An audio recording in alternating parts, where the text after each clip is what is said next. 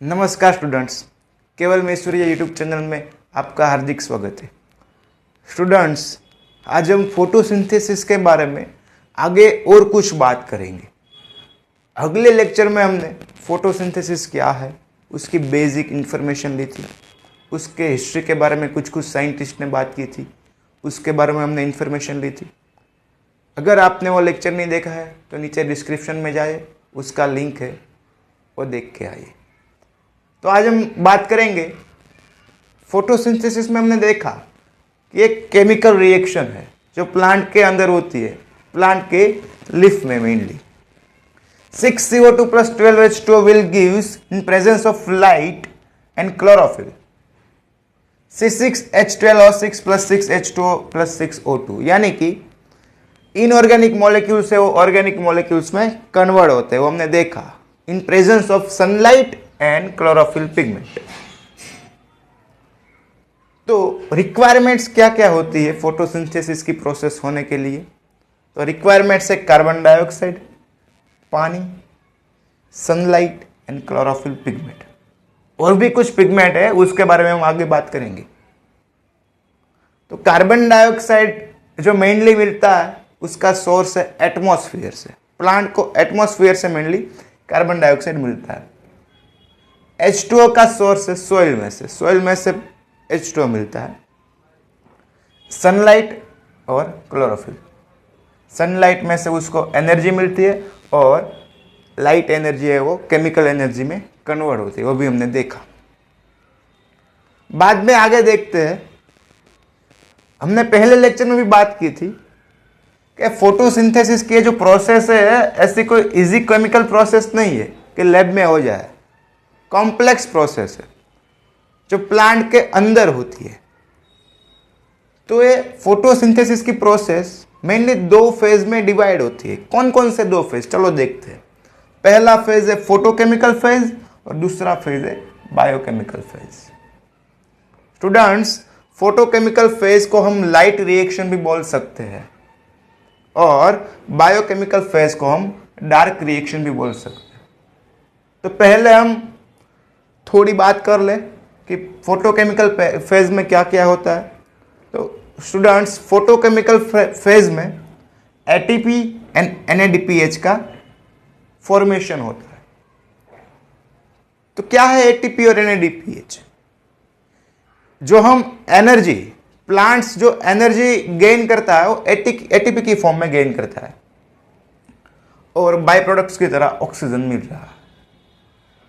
और biochemical phase को dark phase भी बोला जाता है, यानी कि डार्क रिएक्शन भी बोला जाता है। उसको एंजाइमेटिक फेज भी बोलते हैं। क्यों enzymatic phase?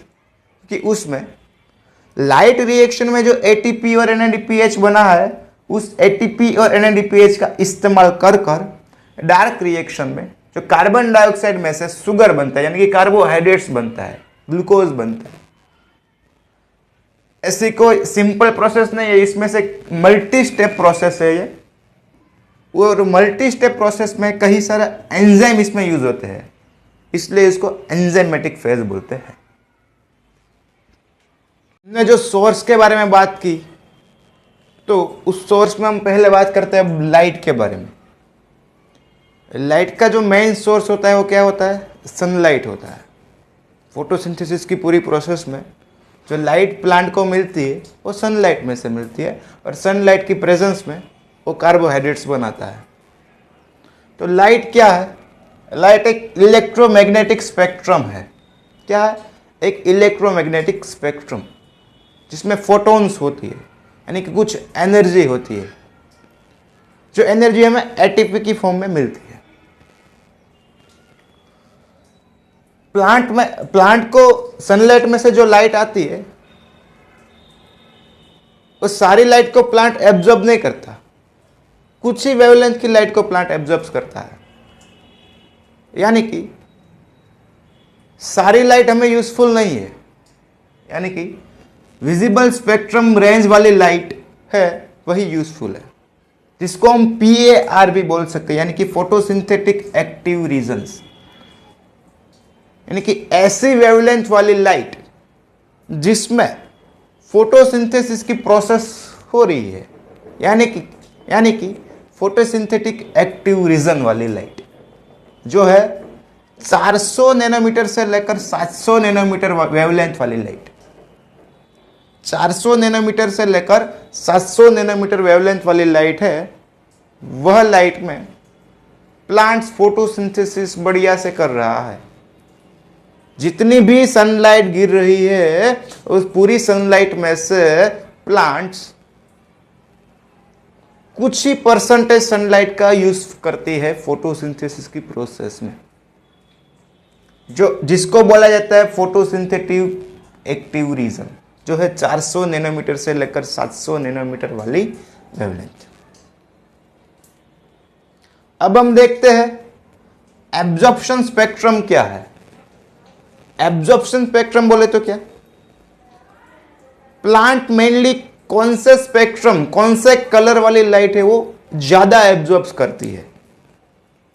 All the colour of visible light absorb by plants, but mainly कौन सा कलर वाली लाइट प्लांट ज्यादा एब्जॉर्ब कर रही है, तो हमें देख रहे हैं इधर प्लांट सबसे ज्यादा ब्लू कलर वाली लाइट एब्जॉर्ब कर रही है, बाद में रेड और green.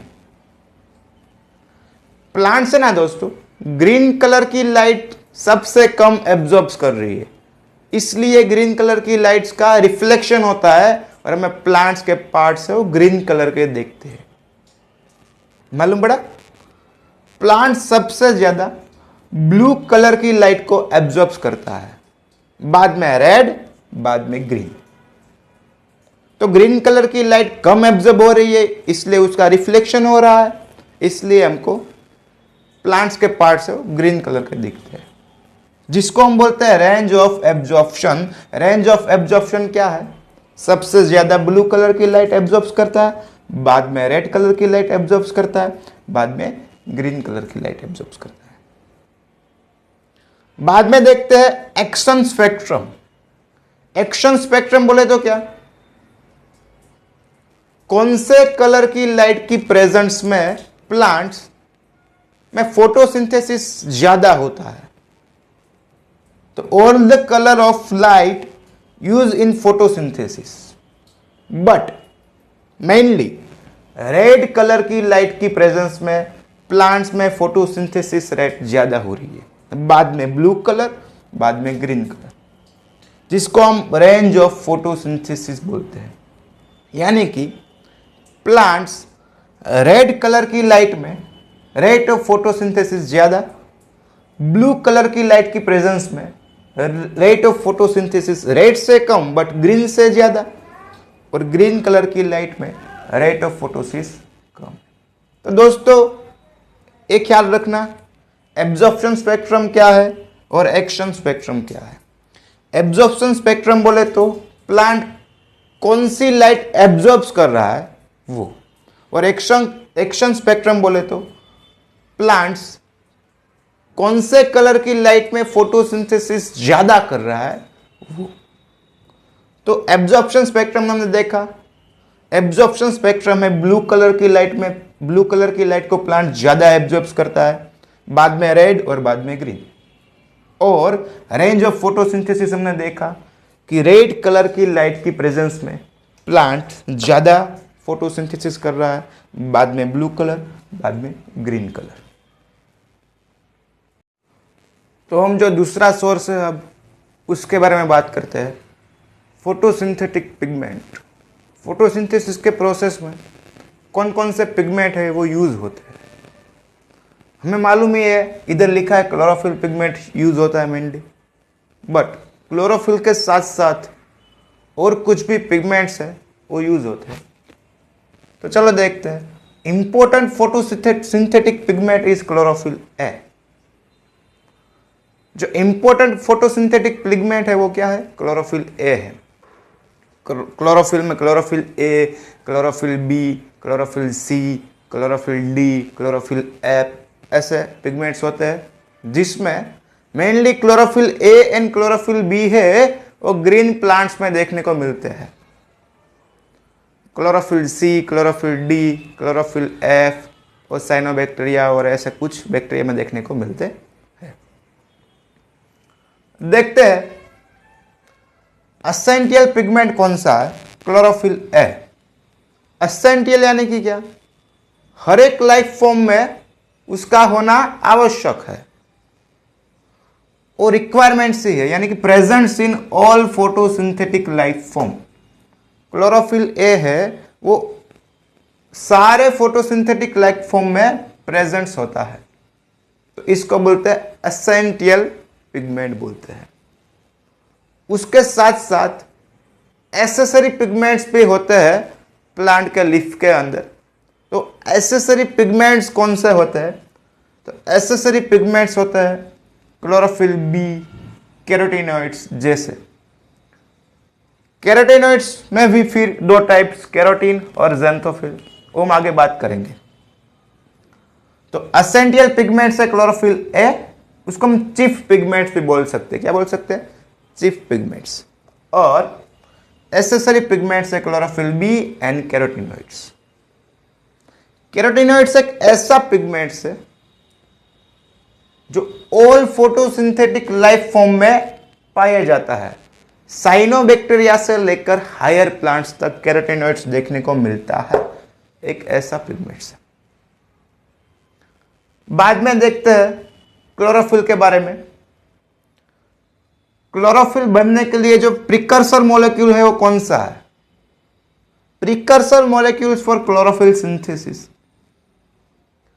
Delta amino levulinic acid, ALA। ये आप याद रखना दोस्तों, एग्जाम में आता है।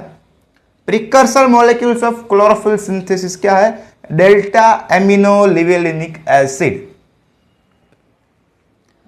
बाद में हम देखते हैं structure of chlorophyll pigments. Chlorophyll pigment का स्ट्रक्चर कैसा है, तो हम मेन बातें इधर करेंगे, पूरा स्ट्रक्चर नहीं देखने जाएंगे। तो कौन सा है structure, mainly tetra pyrrole ring देखने को मिलती है, यानी कि पायरोल की 4 रिंग देखने को मिलती है। उसके बीच में मैग्नीशियम आयन प्रेजेंस होता है, उस मैग्नीशियम आयन प्रेजेंट होता है बीच में। तो क्लोरोफिल ए और क्लोरोफिल बी, क्लोरोफिल ए का हम मेनली मॉलिक्यूल फॉर्मूला देखेंगे। तो क्लोरोफिल ए में मॉलिक्यूल फॉर्मूला है C55H72O5N4Mg,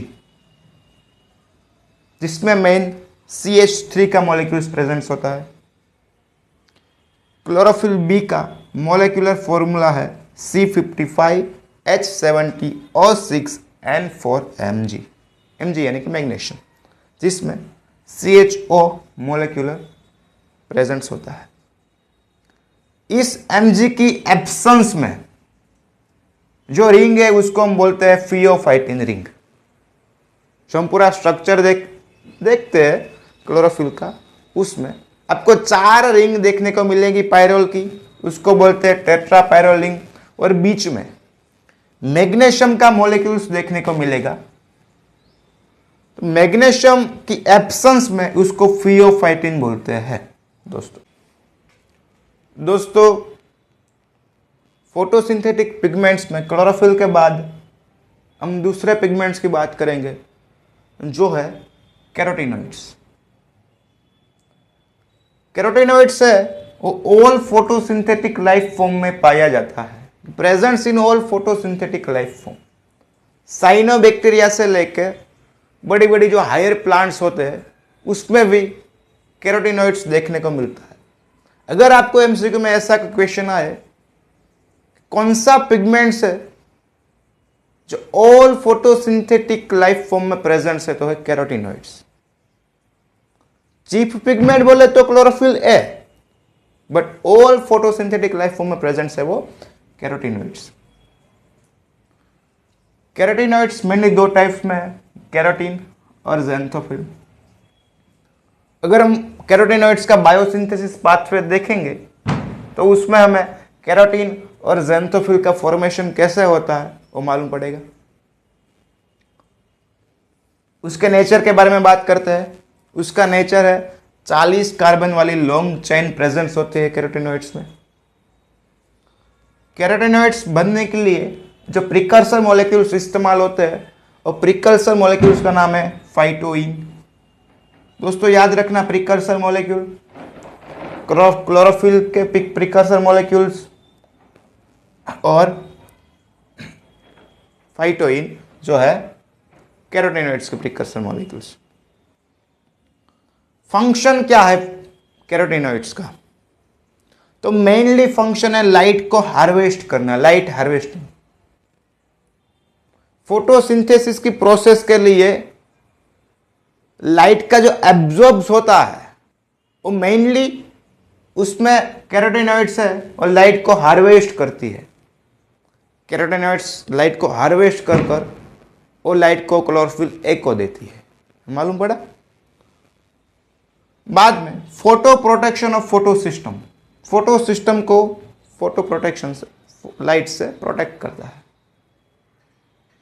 फोटो सिस्टम क्या है दोस्तों? तो हम आगे बात करेंगे हम कि जो पिगमेंट्स है वो पिगमेंट मिलकर लीफ के अंदर क्लोरोप्लास्ट होता है और क्लोरोप्लास्ट के अंदर ग्रेना होता है, ग्रेना में थाइलेकोइड्स होता है। उस थाइलेकोइड्स के अंदर जो पिगमेंट प्रेजेंट्स है वो पिगमेंट सारे मिलकर फोटो सिस्टम बनेंगे। फोटो सिस्टम 1, फोटो सिस्टम 2, ऐसे 2 फोटो सिस्टम बनेंगे। और ये फोटो सिस्टम अलग अलग स्पेक्ट्रम की, अलग अलग वेवलेंथ की लाइट को एब्जॉर्ब करेंगे और बाद में हम देखेंगे। तो फोटो सिस्टम के बारे में आगे देखेंगे हम।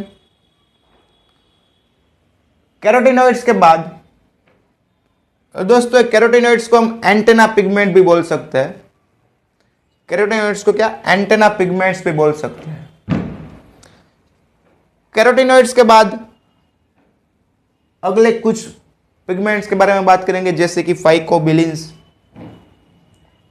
जो छोटे छोटे लाइफ फॉर्म है यानी कि आल्गी उसमें दिखाई देता है, तो उसको आल्गल लाइफ फॉर्म, आल्गल पिगमेंट्स बोलते हैं। फाइकोबिलिन्स है वाटर सोल्यूबल है यानी कि हाइड्रोफिलिक नेचर की है, मेनली रोडोफाइटा, साइनोबैक्टीरिया, ऐसे कुछ लाइफ फॉर्म में वो दिखाई देते हैं। और जो स्ट्रोमा में फाउंड होता है, स्ट्रोमा क्या है दोस्तों?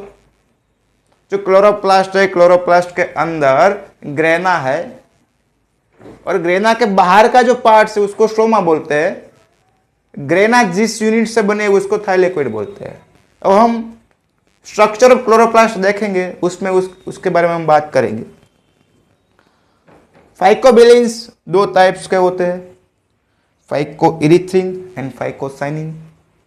फाइकोइरिथ्रिन मेनली रेड कलर के होते हैं और फाइकोसाइनिन ब्लू कलर के, मालूम पड़ा? बाद में कुछ नॉन फोटोसिंथेटिक पिगमेंट है जैसे कि एंथ्रोसाइनिन, दोस्तों वो भी वाटर सोल्यूबल पिगमेंट्स है।